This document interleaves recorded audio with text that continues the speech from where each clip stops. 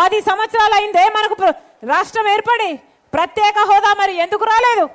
ఎందుకంటే మొదటి 5 సంవత్సరాలు చంద్రబాబు గారు ముఖ్యమంత్రిగా ఉన్నారు. ఆయనేమో మోడీ గారు 10 సంవత్సరాలు ఇస్తామంటే చంద్రబాబు గారు 15 సంవత్సరాలు కావాలి అన్నాడు. తీరా ముఖ్యమంత్రి అయ్యాక చంద్రబాబు గారు దాన్ని పూర్తిగా మర్చిపోయారు. ఆఖరికి ప్రత్యేక హోదా గురించి ఎవరైనా కొట్లాడితే వాళ్ళ మీద కేసులు పెట్టి జైల్లో పెట్టాడు చంద్రబాబు గారు. చంద్రబాబు గారు ప్రత్యేక హోదాకు ద్రోహి. ఆ రోజుల్లో జగన్మోహన్ రెడ్డి గారు ప్రతిపక్ష నాయకుడు. ఏం చెప్పాడు జగన్మోహన్ రెడ్డి గారు? నిరాహార దీక్షలు చేశాడు ప్రత్యేక హోదా కోసం జగన్మోహన్ రెడ్డి గారు. అంతేకాదు చంద్రబాబు గారిని తిట్టిపోసి రండి మూకుమ్మడి రాజీనామాలు చేద్దాము, ప్రత్యేక హోదా ఎందుకు రాదో చూద్దాము అన్నాడు జగన్మోహన్ రెడ్డి గారు. తీరా ముఖ్యమంత్రి అయ్యాక జగన్మోహన్ రెడ్డి గారు ప్రత్యేక హోదా కోసం ఏదైనా కొట్లాడా, ఏదైనా సాధించాడా అంటే ఒక్కసారి కూడా జగన్మోహన్ రెడ్డి గారు ఒక్క నిజమైన ఉద్యమం కూడా చేయలేదు ప్రత్యేక హోదా గురించి. దాంతో మొదటి 5 సంవత్సరాలు చంద్రబాబు గారు ముఖ్యమంత్రి, ఇప్పుడు 5 సంవత్సరాలు జగన్మోహన్ రెడ్డి గారు ముఖ్యమంత్రి, ఇద్దరూ కలిసి అసలు ప్రత్యేక హోదా అన్న ఊసే లేకుండా చేశారు. అంటే మనకు ప్రత్యేక హోదా అసలు వచ్చే అవకాశమే లేకుండా చేశారు. కారణం వీళ్ళిద్దరికీ బీజేపీతో దోస్తీ కావాలి. ఇద్దరు బీజేపీకి గులాములు. ఒకరికేమో బహిరంగ పొత్తు, ఇంకొకరికేమో రహస్య పొత్తు. చంద్రబాబు గారికి మోడీతో పొత్తు అయితే జగన్మోహన్ రెడ్డి గారికి జగన్మోహన్ రెడ్డి గారు మోడీకి తొత్తు. ఇదే వాస్తవం.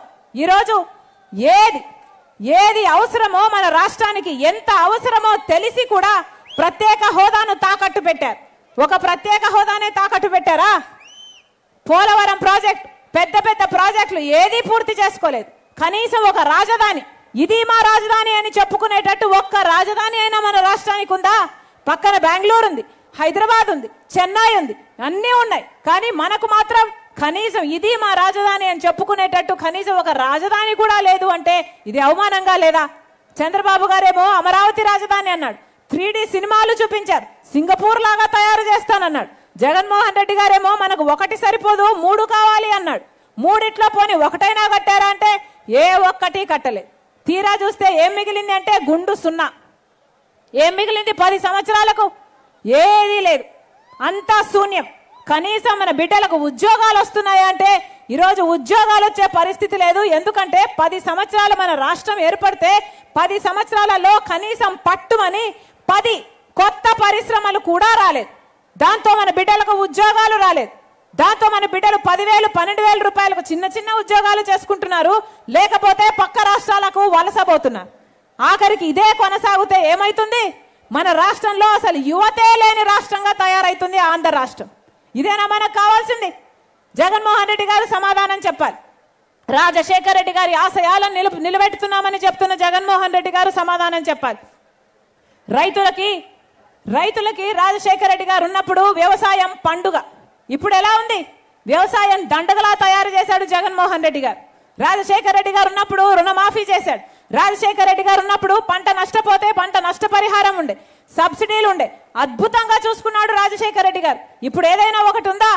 కనీసం డ్రిప్ వేసుకుంటే డ్రిప్కు సబ్సిడీ ఉందా? పంట నష్టపోతే పంట నష్టపరిహారం ఉందా?